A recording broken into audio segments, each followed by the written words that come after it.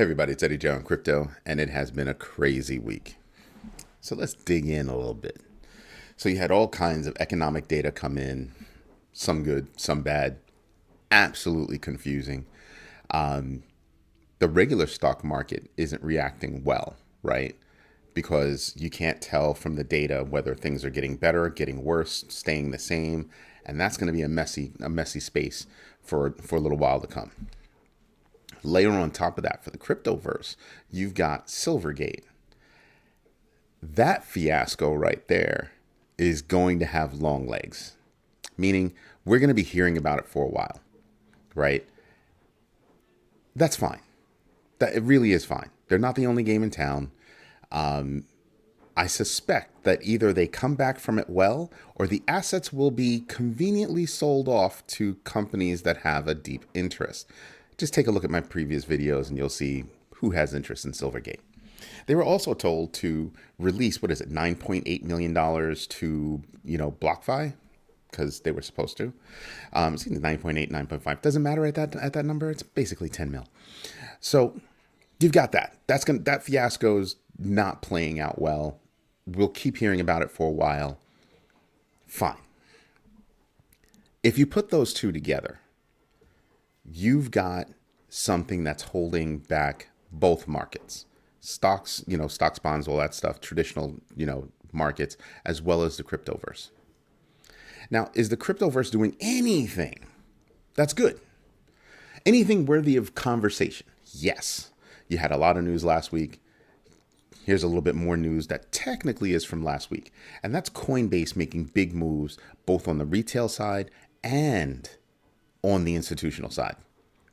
So they bought One River Digital Asset Management, and that company services institutional investors all day long.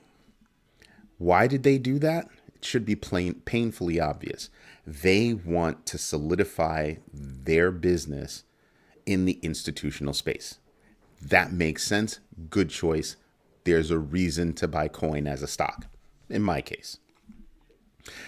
Now, something else that nobody's paying attention to is they've actually integrated Chainlink into their platform. And people sit back and they go, Chainlink is so boring. It's so boring. One of my friends keeps telling me that I should talk about Chainlink. I don't talk about Chainlink because it is connective tissue. It's just there. A lot of things don't exist without Chainlink. So when I look at Chainlink, I sit back and I go, this is a smooth move. You're integrating Web 2 normal offline space with Web 3. And Coinbase is trying to solidify their place in Web 3. Awesome, smart, freaking move. They're playing the long game, all right? They're playing chess, not checkers. I'm just waiting for them to step up to the mahjong level. But chess over checkers, not a bad move. And that's pretty slick. Now, something else that I've been paying attention to is the SEC bitching about the Binance Voyager deal. And you actually do have Binance rethinking whether or not they want to do this deal. I'm sitting back and I'm going, is it because of pressure from the SEC and other regulators? Or is it because it's just a little messy over there? Highly possible. Highly possible. Or just for any reason, it's just bringing heat. And that's the kind of heat that Binance doesn't want. Now that makes sense, doesn't it? That makes sense. Because Binance has been doing small faux pas, some small, some medium faux pas for a while, and they're really trying to clean that crap up. If I'm Binance, I don't want to touch anything that's messy. If they were smart, they would start doing business closer to what Coinbase is doing, which is I'm going to increase my reach with my normal core business. I'm going to increase my reach by transitioning my core business so that it is properly positioned for the new world. A new world where most likely non-custodial services are going to be king. Not to say that custodial services are going to go away, but non-custodial services is going to be the shift. There's going to be a major shift right there. So when you look back at Coinbase, they're saying, yeah, the retail people are going to go toward non-custodial services. Smart. That's why we're making a play for custodial services in the institutional space, because they're not moving little bits of money. They're moving big money, and they don't have time to go sit around and have one person muck around with, some codes and all that stuff and passwords and do all that.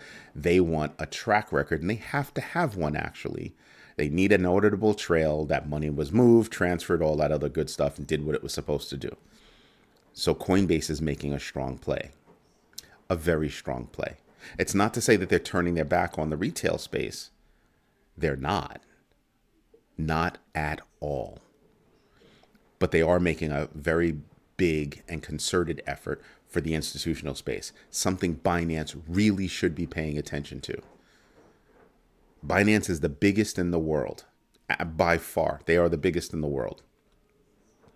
But Coinbase is not small. KuCoin, there are a lot of other exchanges that are not necessarily small. They're just not as big as Binance. But just because you're the biggest right now doesn't mean you will remain the biggest forever. And Coinbase is absolutely connected to the right institutions and the right players to elongate their lifespan in the space. Chess, not checkers. Stop doing things that can bring you heat. The SEC is bringing heat to centralized exchanges because they want to squash crypto. The SEC is dumb as dirt. That's not going to happen. They're not going to stop crypto. The most they will do is stop crypto firms from existing in the United States.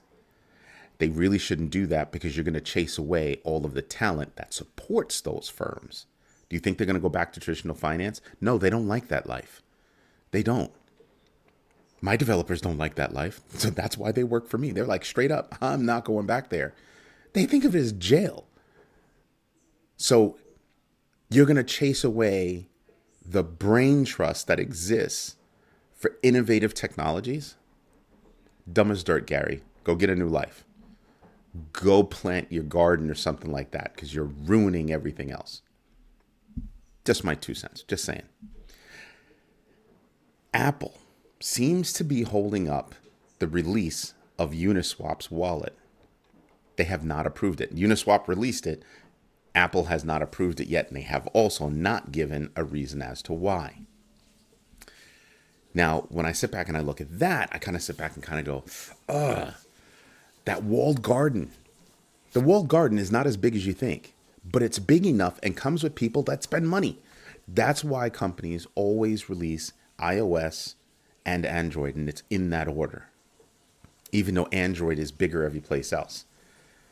But Apple's walled garden comes with a whole bunch of people that can afford to spend money.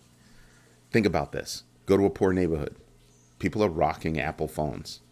Go to a rich neighborhood. People are rocking Apple phones. It's not that people aren't rocking Samsungs and Googles and all that, all the other Android stuff. It's that Apple is just what they've chosen. They will save for it and spend the money on it and spend the money within their ecosystem. So Apple is still important in the United States. Now, looking at how that affects Uniswap, I think is going to make a bigger case for Apple to lose their walled garden. That's what I'm thinking. Uniswap is going to grow. That's honestly what I think. I think Uniswap is definitely a part of the connective tissue that I keep talking about, and I think they're just going to grow.